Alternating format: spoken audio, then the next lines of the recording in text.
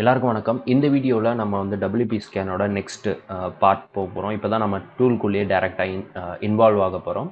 இதுக்கு முன்னாடி இருக்க வீடியோஸ்ல பாத்தீங்கன்னா நம்ம இன்ட்ரோடக்ஷன் பார்த்திருந்தோம். அண்ட் தென் வந்து இன்ஸ்டாலேஷன், அப்புறம் API டோக்கன் கான்ஃபிகரேஷன் அந்த வீடியோஸ்லாம் பார்த்திருந்தோம். பிகினரா இருக்கிறவங்க அந்த வீடியோ பார்க்கலன்னா பார்த்துருங்க. கீழே பிளேலிஸ்டோட லிங்க் கொடுத்துருக்கேன். மறக்காம போய் பார்த்துட்டு வாங்க. அப்பதான் உங்களுக்கு இந்த வீடியோவோட இந்த கண்டினியூஷன் வந்து உங்களுக்கு அப்பதான் புரியும். ஸோ இந்த வீடியோக்காக பர்டிகுலராக இந்த wpscan பிளேலிஸ்ட்டுக்காகவே நான் ஒரு VM ஒன்று க்ரியேட் பண்ணியிருக்கேன். வல்னரபிள் VM லோக்கலாகவே நான் வந்து யூஸ் பண்ணலான்னு பார்த்தேன். ப்ரீவியஸாக அவைலபிளாக இருக்கக்கூடிய VMs அதெல்லாம் யூஸ் பண்ணலான்னு பார்த்தேன். பட் எனக்கு தோணுச்சு, சரி ஓகே நம்மளே க்ரியேட் பண்ணலாம் அப்படின்னு சொல்லிட்டு அதனால் நானே வந்து லோக்கலில் ஒன்று க்ரியேட் பண்ணிட்டேன். இது ரொம்ப ஈஸி, நீங்களும் க்ரியேட் பண்ணிக்கலாம். உங்களுக்கு ஓனாக நீங்கள் வேணும் அப்படின்னா க்ரியேட் பண்ணிக்கலாம். பிட்னாமி அப்படின்னு சொல்லிட்டு ஒரு வெப்சைட் இருக்குது. அந்த வெப்சைட்டில் வந்து அவங்க இதெல்லாம் ப்ரொவைட் பண்ணுறாங்க. இந்த VM வந்து அவங்களே ப்ரொவைட் பண்ணிடுவாங்க. வேர்ட்ப்ரெஸ் ப்ரீ இன்ஸ்டால்டு VM வந்து உங்களுக்கு ப்ரொவைட் பண்ணிடுவாங்க. அதை வந்து நீங்கள் டவுன்லோட் பண்ணிவிட்டு ஒரு 600 MB வரும். அதை நீங்கள் டவுன்லோட் பண்ணி உங்கள் லோக்கலில் இன்ஸ்டால் பண்ணிவிட்டு அதுக்கப்புறமா அதை நீங்கள் வல்னரபிளாக மாற்றணும். லைக் ப்ளக்இன்ஸ் இன்ஸ்டால் பண்ணுறது. ஸோ லைக் அந்த மாதிரி நீங்களே செட்டப் பண்ணிக்கலாம். இல்லை அது தேவையில்லை அப்படின்னா ஆல்ரெடி நிறைய வேர்ட்ப்ரெஸ் வல்னரபிள் வெப்சைட்ஸ், வல்னரபிள்ஸ் VM வந்து நமக்கு வல்னரபிள் அவைலபிள் இருக்குது. அதை வச்சு கூட நீங்கள் ப்ராக்டிஸ் பண்ணிக்கலாம். இது நான் பர்டிகுலராக எனக்காக இப்போ நான் ரெடி பண்ணி வச்சுருக்கேன். கம்ப்ளீட்டாக வல்னரபிளாக மாற்றி கன்வெர்ட் பண்ணி இதை வந்து வச்சுருக்கேன். ஸோ இதை நம்ம கம்ப்ளீட்டாக எக்ஸ்ப்ளாய்ட் பண்ணி இதில் தான் நம்ம ப்ராக்டிஸ் பண்ண போகிறோம். நம்ம யாரையும் யூஸ் பண்ணாமல் நம்ம ஓன் VMஐ நம்ம யூஸ் பண்ணி ப்ராக்டிஸ் பண்ண போகிறோம். ஸோ லெட்ஸ் ஸ்ட்ரைட் அவே நம்ம வந்து லெட்ஸ் ஸ்டார்ட் அப்படி தான் சொல்லணும். ஸோ ஸ்டார்ட் பண்ணிடலாம். பேசிக் டீட்டெயில்ஸ் இந்த வீடியோவில் நம்ம பேசிக் மட்டும்தான் கவர் பண்ண போகிறோம். நெக்ஸ்ட் வீடியோவில் அப்படியே ஒவ்வொரு பார்ட்டாக நான் வந்து கம்ப்ளீட் பண்ணிடலாம். டக்குன்னு இந்த பிளேலிஸ்ட் வந்து இந்த வீக்கோட முடிஞ்சிடும். அண்ட் ஃப்யூச்சரில் ஏதாவது இதில் அப்டேட்ஸ் இருந்துச்சுன்னா நான் அதே பிளேலிஸ்ட்டில் அப்டேட் பண்ணுவேன். அப்போ பார்த்துக்கோங்க, ஓகேவா? ஸோ பேசிக்காக இருக்கக்கூடிய இம்பார்ட்டண்ட் கமெண்ட்ஸ் எல்லாத்தையும் நம்ம வந்து இந்த வீக்கோட முடிச்சு இந்த பிளேலிஸ்ட்டு க்ளோஸ் பண்ணிடலாம். ஸோ நெக்ஸ்ட்டு அடுத்த இதுக்கு மூவ் ஆகலாம், ஓகேவா? ஓகே, ரொம்ப பேச வேணாம். ஸோ இனிஷியலாக wpscan உங்களுக்கு இங்கே நிறையா ஆப்ஷன்ஸ் அவைலபிளாக இருக்கும். இதில் வந்து நீங்கள் ஆல்மோஸ்ட் ஒரு 80% 70 to 80% ஆப்ஷன்ஸ் வந்து இந்த வீடியோஸில் இப்போ நம்ம இந்த பிளேலிஸ்ட்டில் பார்த்துருவோம். ஸோ அதெல்லாம் இம்பார்ட்டண்ட்டாக இருக்கக்கூடிய மோஸ்ட்டாக காமனாக யூஸ் பண்ணுவோம் இல்லையா, அந்த ஆப்ஷன்ஸ் எல்லாத்தையும் நம்ம டிஸ்கஸ் பண்ணிவிட்டு அப்புறமா ஏதாவது தேவை அப்படின்னு தோணுச்சுன்னா நான் வந்து உங்களுக்கு அப்லோட் பண்ணுறேன்.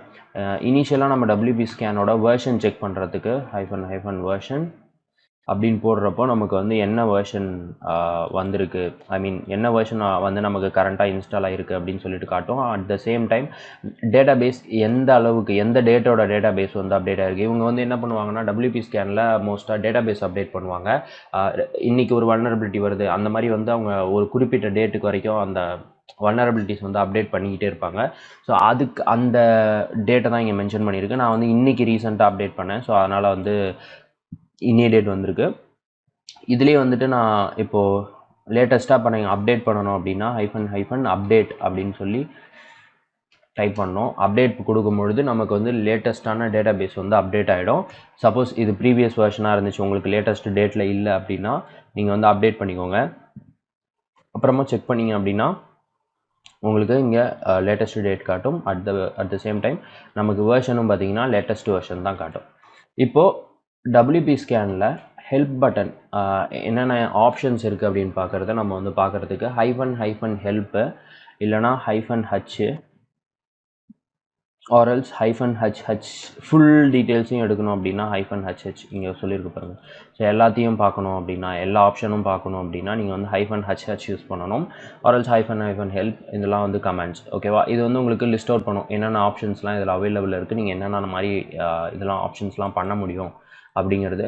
ஸோ ஃபர்ஸ்ட் வந்து நம்ம எப்போவுமே ஒரு டார்கெட் கொடுக்கும் பொழுது wpscanக்கு கான்ஃபிகர் பண்ணும்பொழுது பார்த்தீங்கன்னா -url அப்படின்ற இந்த டேகை வந்து யூஸ் பண்ணி தான் நம்ம ஸ்கேன் பண்ணணும் டார்கெட்டை, ஓகேவா? So -url followed by target. நம்ம இதுதான் டார்கெட்டாக யூஸ் பண்ண போகிறோம்.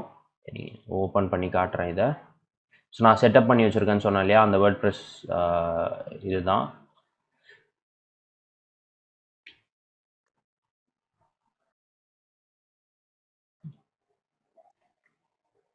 ஓகே, பார்த்தீங்கன்னா இதுதான் நம்மளோட அந்த வேர்ட்ப்ரெஸ் வெப்சைட். நான் வந்து லோக்கலில் செட் பண்ணி வச்சுருக்கிறது. இதை தான் நம்ம டார்கெட்டாக இந்த த்ரூ அவுட் த பிளேலிஸ்ட்டுக்கு நம்ம யூஸ் பண்ண போகிறோம். ஸோ இனிஷியலாக நம்ம வந்து ஸ்கேன் பண்ணணும் ஒரு டார்கெட்டை அப்படின்னா --URL அப்படிங்கிற அந்த ஆப்ஷன் என்ன URL அப்படிங்கிறத நம்ம கொடுக்கணும்.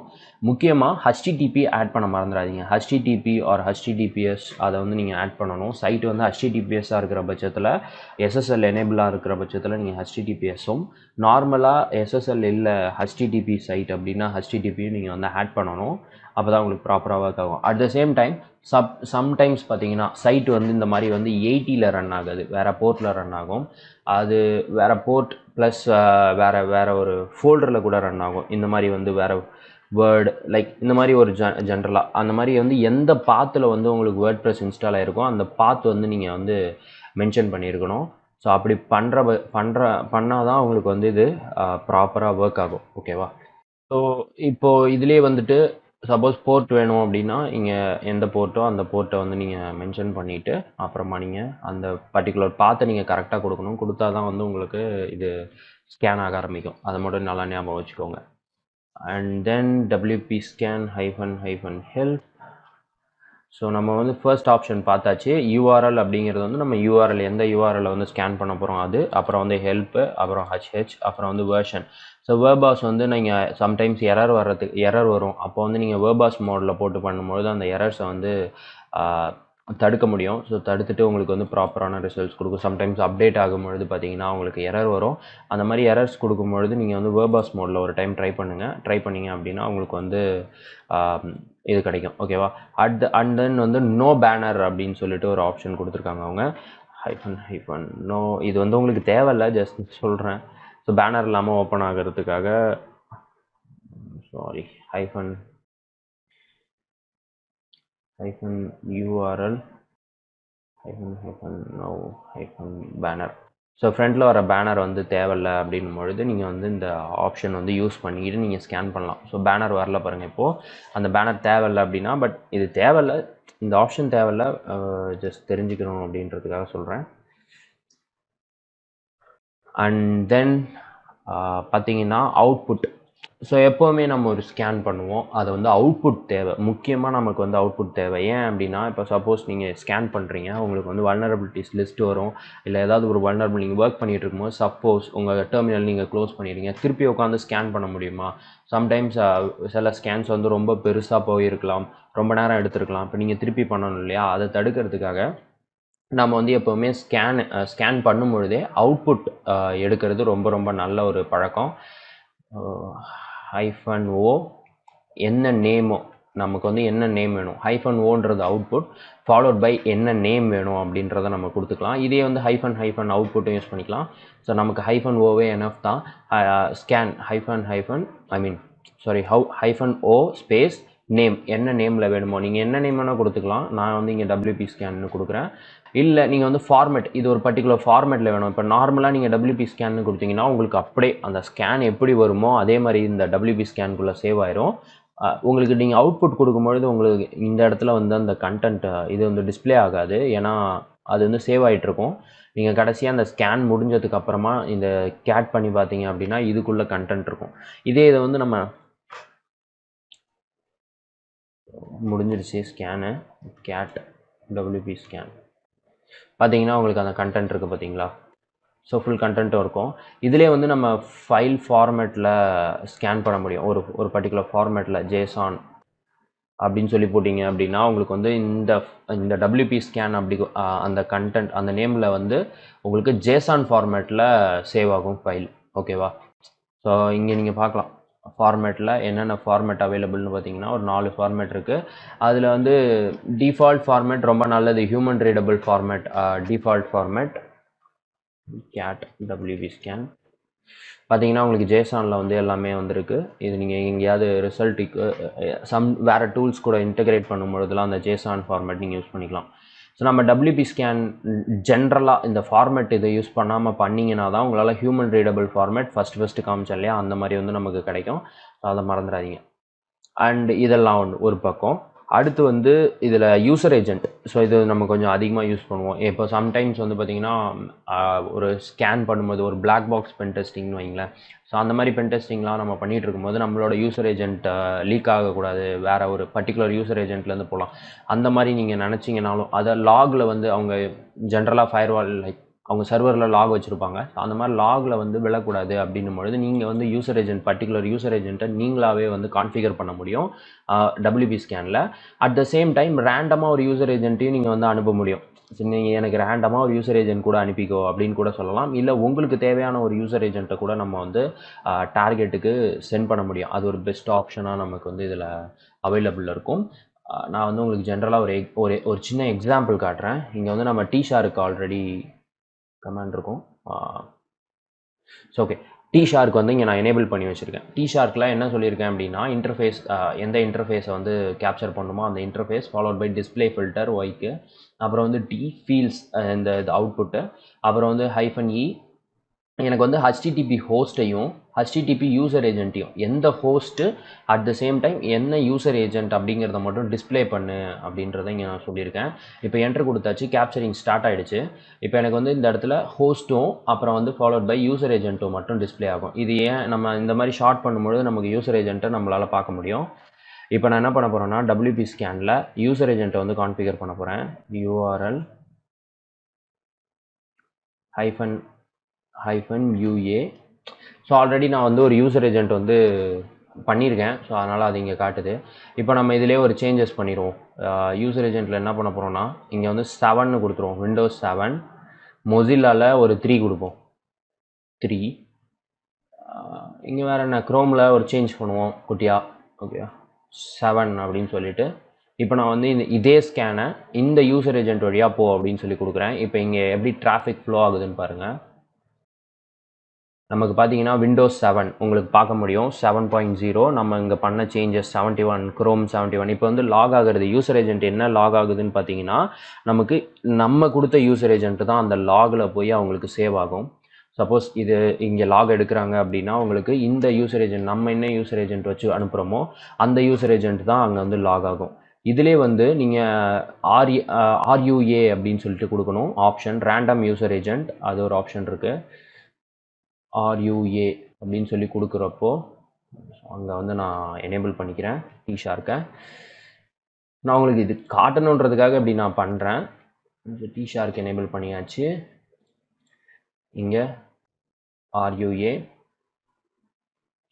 போடுறப்போ பார்த்தீங்கன்னா நமக்கு ரேண்டமாக ஒரு யூசர் ஏஜென்ட் இங்கே ஃப்ளோ ஆகிட்டுருக்கு. ஐஃபோன் சம்திங், ஐஃபோன் macOS அப்படின்னு சொல்லிட்டு காட்டுது. ஆப்பிளோடது உங்களால் பார்க்க முடியும்னு நினைக்கிறேன்.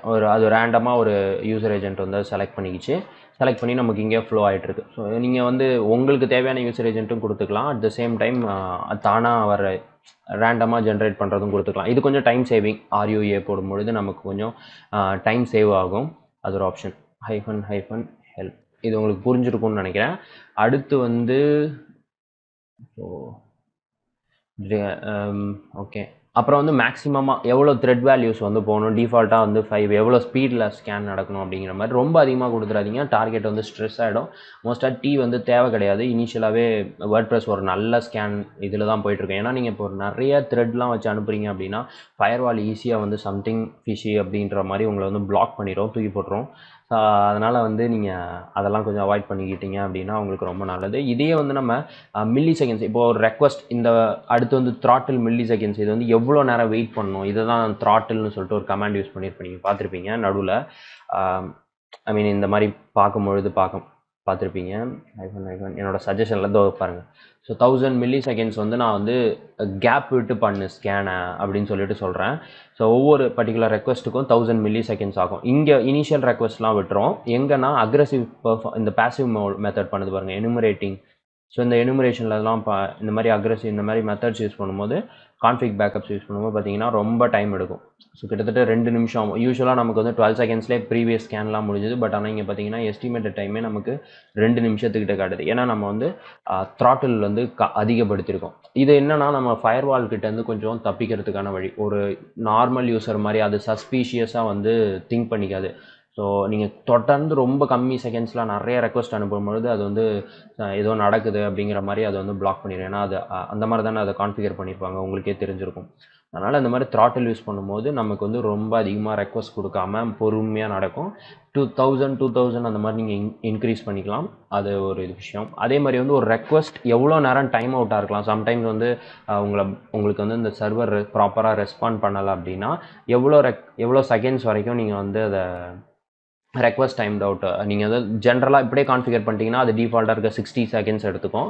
இல்லைனா நீங்களே வந்து ஒரு 30 செகண்ட்ஸில் வந்து எனக்கு 30 செகண்ட்ஸ் வரைக்கும் ரெஸ்பான்ஸ் வரலன்னா அந்த கனெக்ஷன் க்ளோஸ் பண்ணிடுன்ற மாதிரி அது மாதிரி தான் இதுவும் கனெக்ஷன் டைம்ட் அவுட். ஓகேவா? அடுத்து வந்து எஸ்எஸ்எல்ல வந்து செக் பண்ணுறத அந்த எஸ்எஸ்எல் செக்கை வந்து டிசேபிள் பண்ணிக்க. எனக்கு எஸ்எஸ்எல்லாம் செக் பண்ணாத, ஜஸ்ட் அந்த சைட்டை மட்டும் ஸ்கேன் பண்ணு அப்படின்னும் பொழுது இந்த ஆப்ஷன் நம்ம வந்து யூஸ் பண்ணிக்கலாம். அடுத்து குக்கி அதெல்லாம் நம்ம வந்து பெருசாக இது பண்ணிக்க மாட்டோம்.